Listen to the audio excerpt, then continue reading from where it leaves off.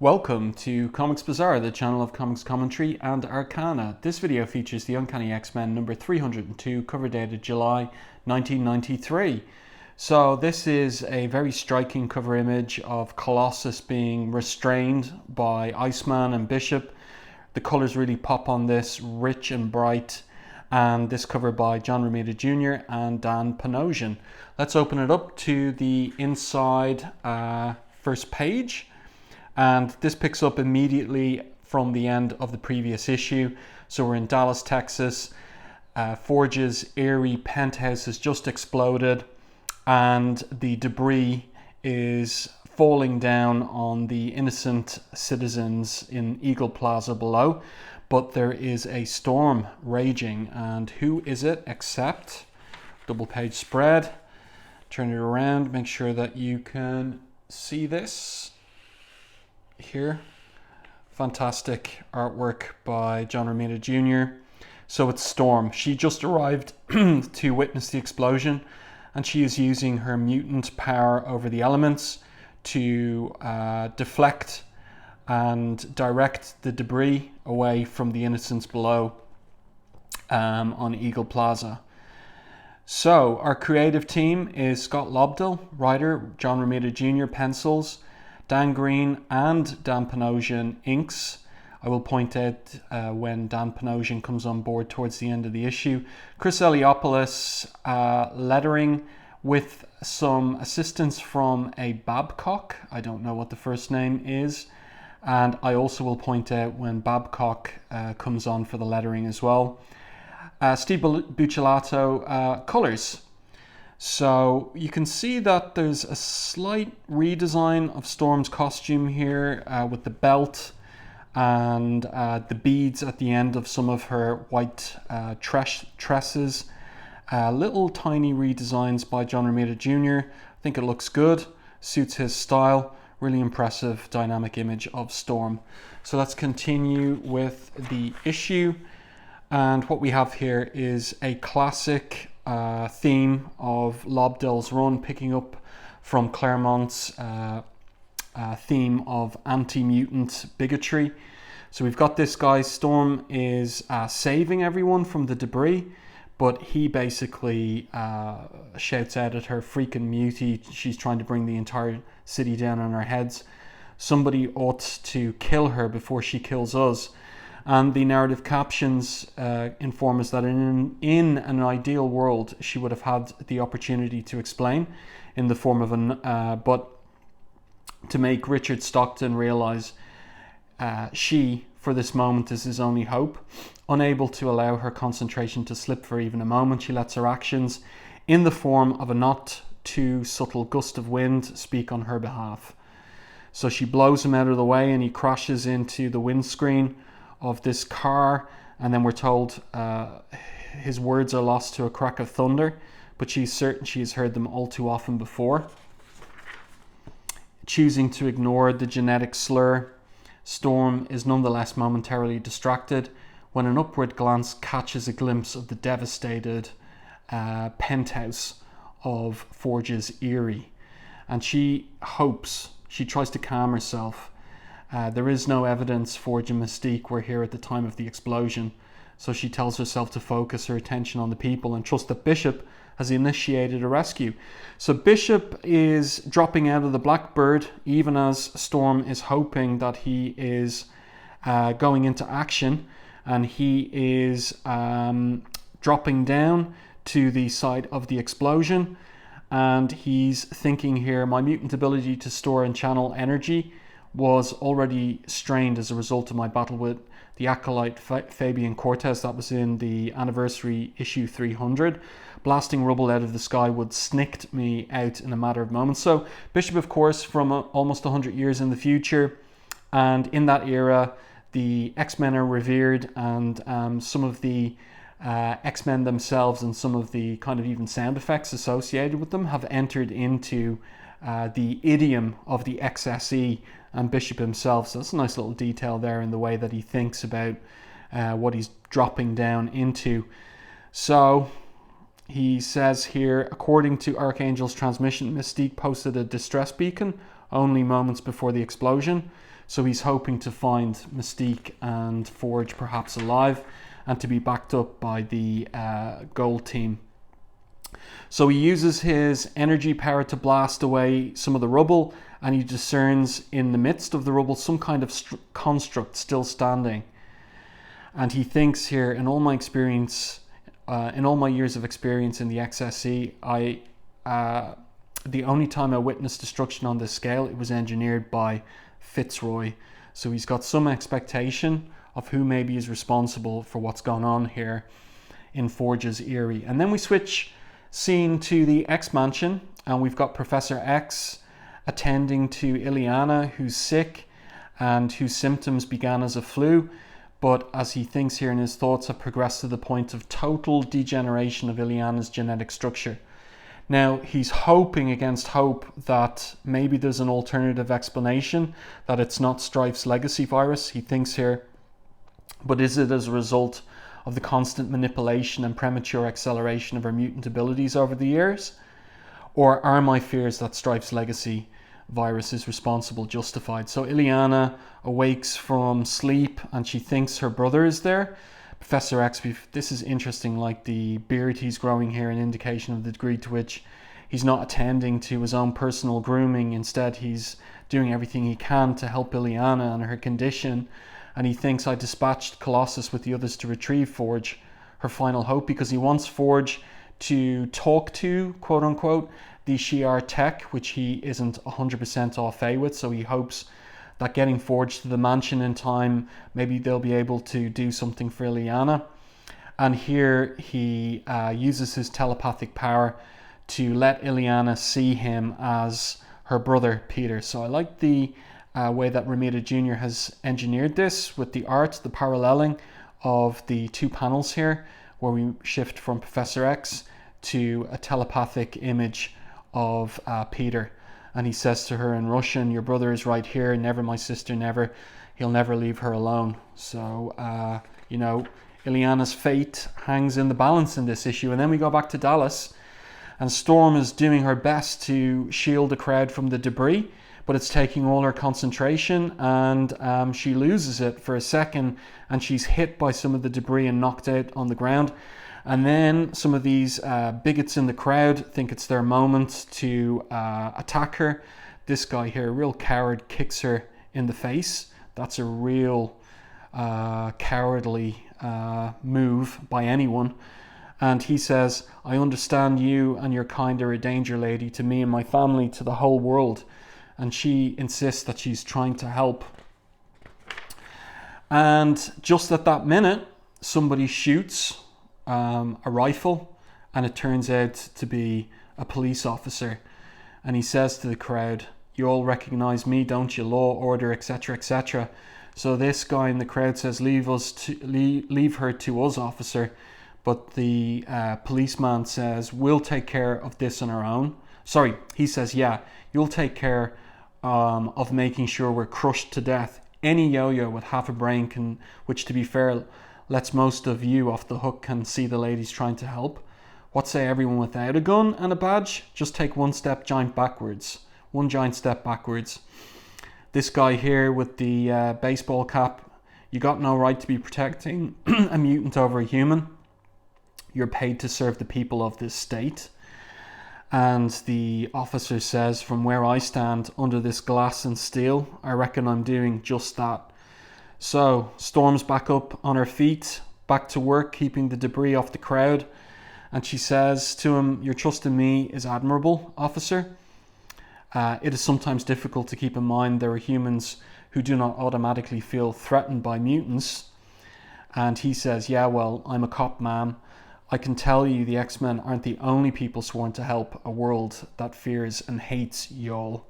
So that's a nice little bit of nuance here from Lobdell, and it's the kind of thing you would see, and we did see back in Claremont's era, original era on the X-Men comics, you know, a bit of a dialectic, a bit of a dialogue, a bit of a debate amongst ordinary humankind regarding mutants, and whether the likes of the X-Men were welcomed or feared and hated. And then we go back up to the remains of Forge's penthouse, and Bishop about to inspect this glass dome, and he taps on it with the butt of his rifle, or rather the barrel of his rifle, and something emerges from the dome, and there's a magnesium flare. But Bishop is trained for this kind of thing, and he launches a punch at this shape emerging from the dome, and who does it turn out to be except for Forge? This is a great anchor image here of Forge with his ruined leg destroyed by Fitzroy in the previous issue, and of course he blew off his own bionic hand in the previous issue, and he's turned it into a gun. So that's pretty cool. Really cool stuff here from John Romita Jr. Over the top, but absolutely cool. And so Forge here says to Bishop, if that's an example of the keen observational skills they're teaching at Xavier's, Bishop, I'm glad I left when I did. And believe it or not, I'm also glad you're here. Trespassing on private property aside, so Forge still got a sense of humor. Mystique was wounded by one of the upstarts, Fitzroy, whoever. So Forge really doesn't give a damn about Fitzroy's identity one way or the other. Whoever, I've cauterized the wound. She was slashed by Fitzroy in the stomach. But she needs medical attention now. Her attacker, Bishop, is focused on Fitzroy, and Forge says the dome covered us the instant before his attack. It should be about a month before he claws his way out of the rubble, but no, look, here's a hand, a robotic hand emerging from the rubble. Back down on the street, we still have our red baseball cap bigot moving in on Storm, and saying we don't believe you could stop us if you wanted to. But suddenly he slips on ice, a patch of ice, but this is Texas at the end of spring, and then he's grabbed by this hand, and somebody says, take it from someone who knows, dude. Who could it be? Let's skip the ads for the moment. I will actually turn back to them at the end of the review of this issue. Temperature is a state of mind. Cool anchor image here of Iceman, and Scott Lobdell has been developing Iceman's use of his powers ever since the Mikhail Rasputin trilogy, and pretty cool image here of a chunky, spicy Iceman. Not spicy, spiky Iceman. So the bigot is begging him not to kill him, and Iceman says, kill you for being a barely brain-celled, morally challenged, ethnically intolerant, poorly dressed, backwards thinker. You people don't get a lot of superheroes down this way, do you? And this is funny. The guy says, Captain America once, about 3 years ago. Apparently you don't get a lot of rhetorical questions either. But Storm is focused on the business at hand. Iceman, canvass the immediate area in ice. If we must, we will defend these people despite themselves. So Iceman uses powers more creatively, and he says, you'll forgive me if I don't go the giant block of ice route. It's so retro.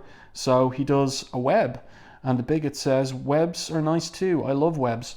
So that's pretty funny from Lobdell there. And now we're back up on the top of Forge's destroyed penthouse, and we have a little bit of dialogue here between Forge and Bishop.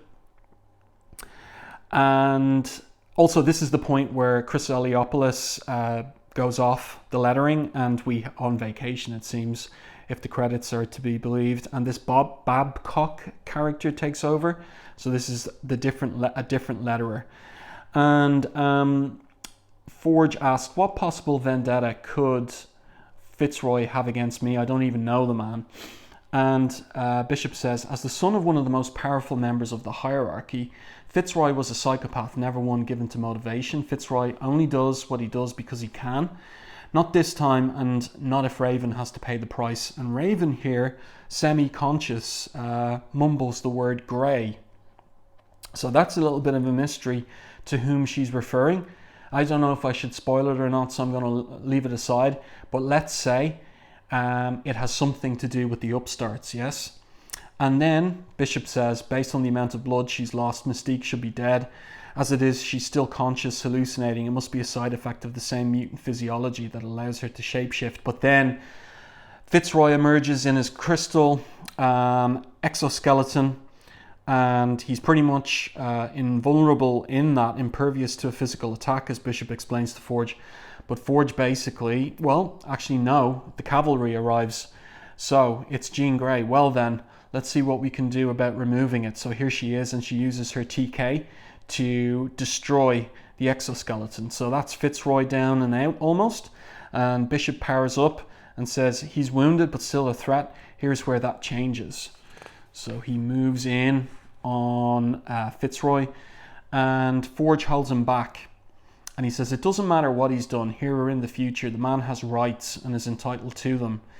And Bishop explains, because Bishop, when he first showed up in Uncanny X-Men 282 and 283, like, he was a killer, executing, he was performing judicial executions of prisoners sentenced to death who escaped into the past. And the question is he about to do that to Fitzroy? No.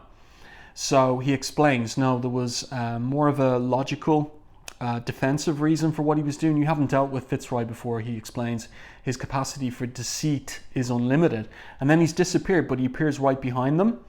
And he says, now, for the record, just so my motivation is not misunderstood, I'm using my life-absorbing powers to kill Forge, only because he's been designated as the upstart prize, currently worth the most points. You, Bishop, quite literally, on the other hand, are going to die for the hardship you put me through in the future. Okay, so what happens next? Turn the page, boom. Let's put this to the side here. Colossus, quite an anchor image here. He takes out Fitzroy easily, and he's mad. You want to speak of hardship? Then let's talk about the pain and suffering endured by my sister while we are forced to battle yet another threat to our lives for no other reason save that we are mutants. He is ticked off, and he is not happy at all. He says here, why is it so difficult for you, for others like you, to understand that the rest of us were not placed upon this earth for your amusement? And Jean is kind of horrified here, but Warren tells her to relax, and he continues explaining to her, she says to him, you don't understand, Warren, his thoughts are so strong, breaking through my psychic defenses. Peter's angry, hurt, concerned about Illyana. I've never seen him, felt him this upset. I'm afraid in his current state of mind, he could kill Fitzroy. So Colossus continues, just basically pummeling Fitzroy, who, remember, is no longer in his exoskeleton. Great dynamic artwork here by Romita Jr. Fantastic stuff. And let's turn the page. And finally, Archangel steps in to restrain Colossus. This is the point that Panosian comes on board as inker. So he pulls him off. And Colossus says, haven't you listened to a word I said, Warren? I've seen enough of my own life devastated over the past several months that I refuse to stand by and watch as the rest of the world is destroyed around me, any more so than I'll allow anyone to stop me. And basically he punches Archangel out through the glass windows of the Erie, and he's restrained then by Bishop and Iceman, like we see on the cover. Iceman telling him to calm down, and then Jean arriving to say it's enough. We start killing, start deciding who lives and who dies, then we're no better than the people who killed your parents.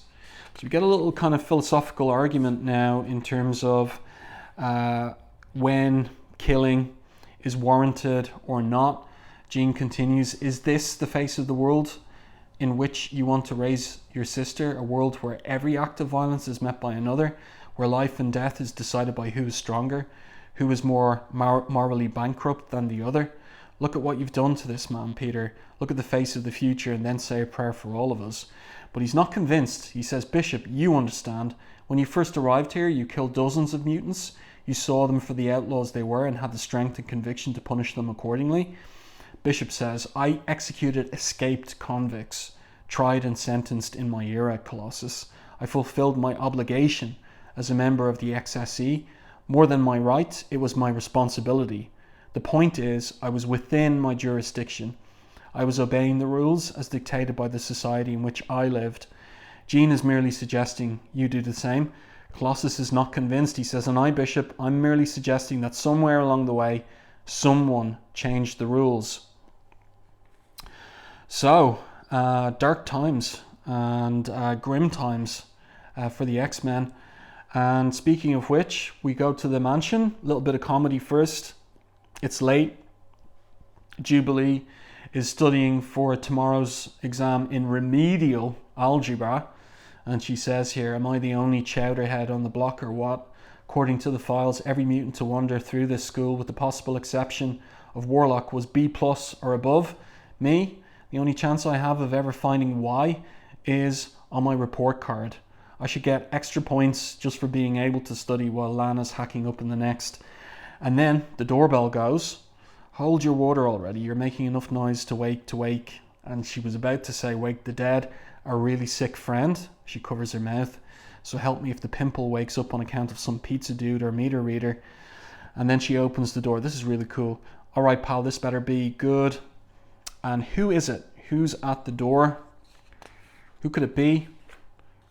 Well, it's Kitty Pryde. And she says, hello, Jubilee, I'm Kitty Pryde. So the last time Kitty Pryde was seen in Uncanny X-Men was issue 227, when she was reacting to news reports on the TV of the X-Men's deaths in Dallas at Eagle Plaza. So amazing parallel here in terms of her turning up now again for the first time in this issue. And this is after Excalibur issue number 70. And she says to Jubilee, hello Jubilee, I'm Kitty Pryde. We met not long ago in England. So that was issues 57 to 58 of Excalibur. Peter called me about Illyana. I came as soon as I heard, and she's got her travel bags with her. So, really cool. Next issue, Passages. And there's a little promotion here for Uncanny X-Men 304 as a major, a mega storyline, the beginning of a mega storyline. So there you go. But before I close out the video, I have promised previously to take a quick look at this advertisement concerning the upcoming 30th anniversary story events for Avengers and X-Men. Both of those titles were first released in 1963. So we've got various series here. We've got the ideas, like we're getting entries from Nick Fury's Shield files on various characters. So you're getting preview art for covers and such. So I won't talk too much over this. Just anything that strikes me, I'll refer to. Yeah. So we've got pencil drawings for X-Men Unlimited number 2 featuring Magneto. You can expect a video on that in due course. An advertisement for the X-Men Survival Guide to the Mansion. A nice little sketch here of Illyana by Dwayne Turner. And the idea, of course, is that it's Peter who sketched her. Peter Rasputin. Cool artwork here by Mark Teixeira.